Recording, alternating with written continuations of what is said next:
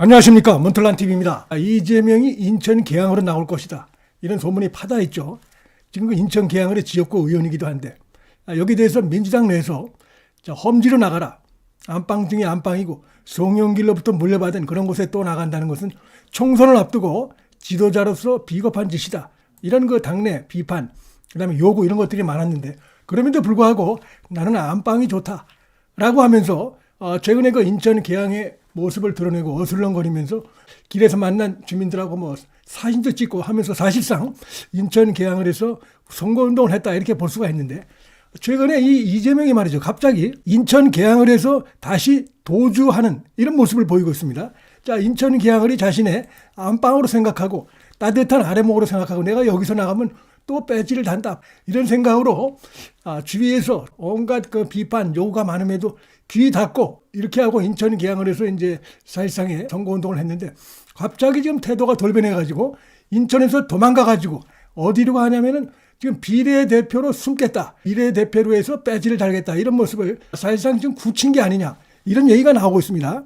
여기는 그 여러 가지 배경이 있는데, 우선 그 민주당의 원칙과 상식이라는 모임이 얼마 전에 출발했죠.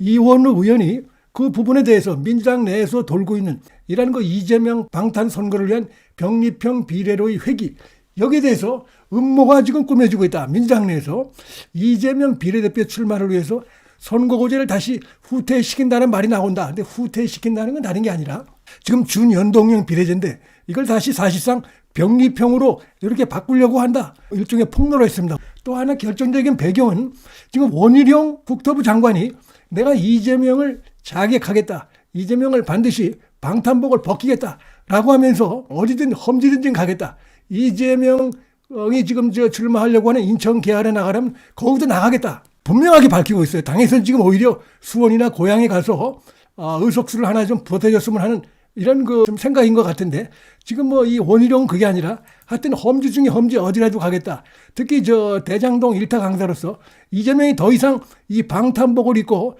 다음 국회에 또 올라오는 건 이건 안 된다, 막아야 된다. 사실 이번에 총선에 나가서 이재명이 지게 되면은 끝이죠. 재판이 뭐 예를 들어서 지금 형사합의 33부에서 지금 여러 가지 굵직굵직한 부동산 개발 비리가, 혐의가 여러 가지가 지금 한꺼번에 다뤄지다 보니까 언제 재판이 끝나느냐, 뭐 이런 거 우려가 있는데, 선거에 나가서 패배하면 그걸로 끝입니다. 아무 소용이 없는 것입니다. 그래서 가장 확실한 거는 이재명을 갖다가 감옥에 쳐놓는 이런 거 정의를 구현하는 가장 확실한 방법은 방탄복을 벗기는 것이고, 그걸 위해서 인천 계양을에 내가 가겠다, 이런 그 뜻이 있다고 생각이 됩니다. 자, 그러자 지금 뭐 민주당 내에서 이제 원희룡 장관의 인천 계양을 출마, 이 부분도 물론 영향을 미쳤을 것입니다. 그런 것도 미치고 해서 지금 인천 계양을이 이게 나왔다가 내가 떨어질 수도 있겠다. 일단 그 발이 묶이죠. 원희룡 장관이 나가게 되면 완전히 발이 묶입니다, 이재명은. 그리고 떨어질 수도 있어요. 지난번에 그 윤영선 후보하고 붙어서도 크게 앞서지 못했습니다. 행운이 또 온다는 보장이 없고, 상대가 더군다나 지금 원희룡 장관이고, 더군다나 지난번에 이제 보궐선거를 해서 배지를 달았는데 과연 그 이재명이가 지역을 위해서 한 게 뭐 없죠. 사실은 거리에 나가서 시위한 것밖에 없습니다. 본인의 사법 리스크는 여전하고, 그다음에 자신의 그 방탄을 위해서 결국은 인천 계양에 와서 그런 식으로 아르목에 와서 배지를 달았구나, 이걸 이제 인천 계양을 주민들이 다 아는 상황이 됐습니다. 그렇기 때문에 요번에 나가서 상대가 만약에 원희룡 장관 같은 경우가 온다 그러면 떨어질 수도 있는 것입니다. 불안한 것입니다. 그러니까 이제 비례대표로 가야 되는데, 현재 그 준연동형 비례제, 이걸 가지고는 나갈 수가 없죠. 준연동형 비례제 하면은 이재명이가 민주당을 탈당을 해야 됩니다. 민주당을 탈당할 수가 없죠. 자기가 대표인데.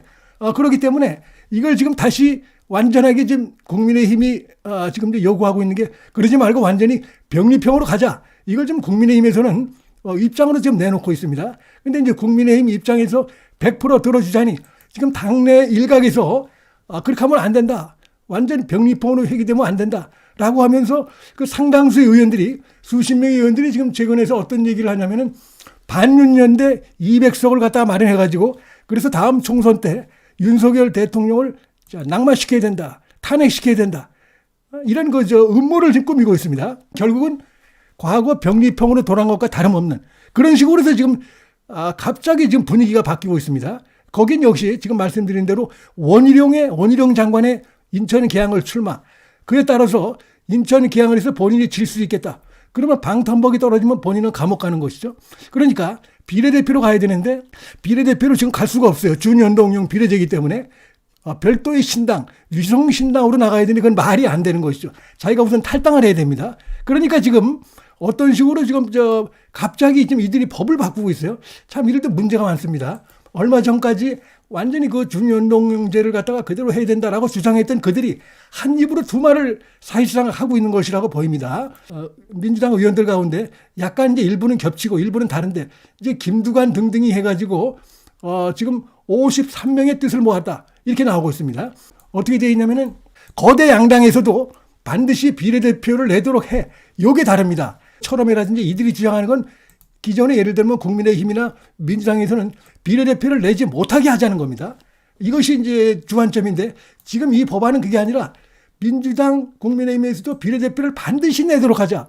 이건 지금 이재명이가 군침 돌 만한 이재명이가 원하는 바로 이것이고 이런 걸 봤을 때 지금 어떤 이들 사이에서 어떤 야로가 있었던 것이 아닌가. 자, 이런 생각이 듭니다.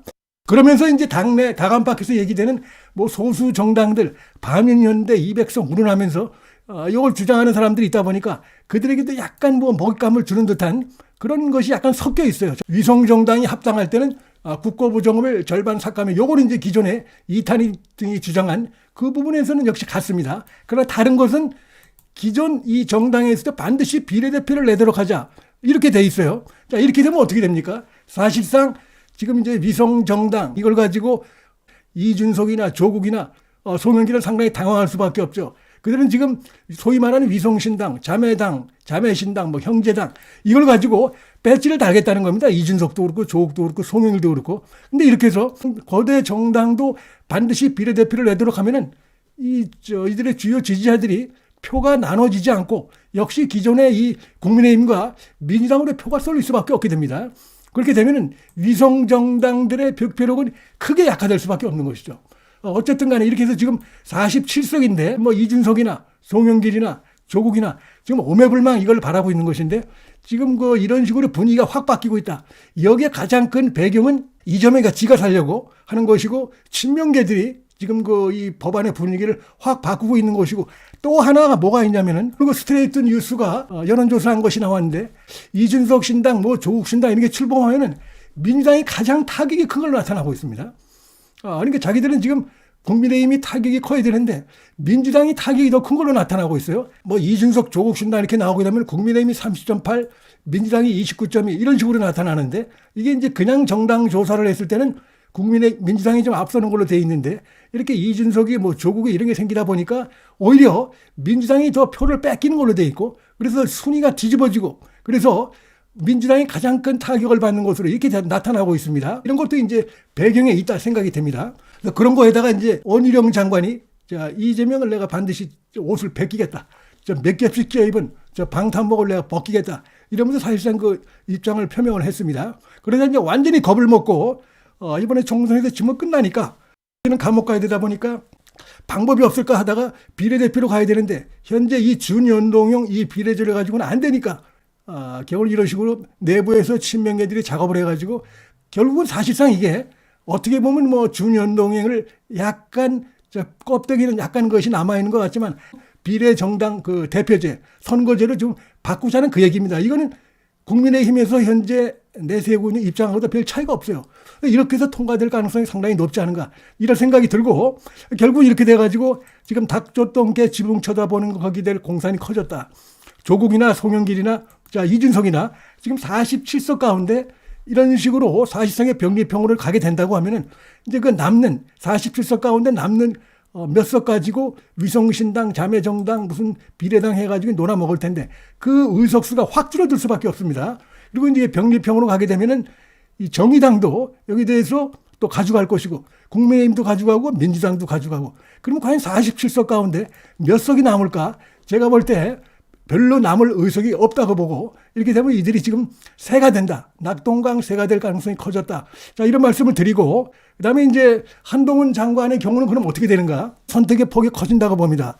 이재명이 예를 들어서 인천 계양을 포기하고 비례대표로 간다 그러면 한동훈 장관이 뭐 험지, 격전지, 종로에 나갈 수도 있고 아니면 한 장관도 비례대표로 나갈 수 있죠. 그렇기 때문에 선택의 폭이 커진다고 볼 수 있고 또 다음 총선이 바로 이 불법, 부정, 무능 이 세력들을 쫓는 한동훈 장관, 검사 출신의 한동훈 후보자와 그다음에 이 무능과 불법, 부패 세력들의 우두머리인 이재명 이 양자가 결국은 쫓고 쫓기는 이런 구도가 될 가능성이 크기 때문에 지금 이제 이 민주당은 무슨 뭐 반윤이었는데 이런 식으로 구도를 가져왔으면 하고 바라지만 그거 애초에 안 되는 것이고 한동훈 장관이 등장함으로 해서 이런 검사 출신 한동훈 장관인데 부패한 몸뚱어리 실체 이재명 간에 어떻게 보면 구도 이런 식으로 돼가지고 선거 이 판이 완전히 크게 출렁일 수밖에 없을 것 같다. 자, 이 말씀을 드리겠습니다.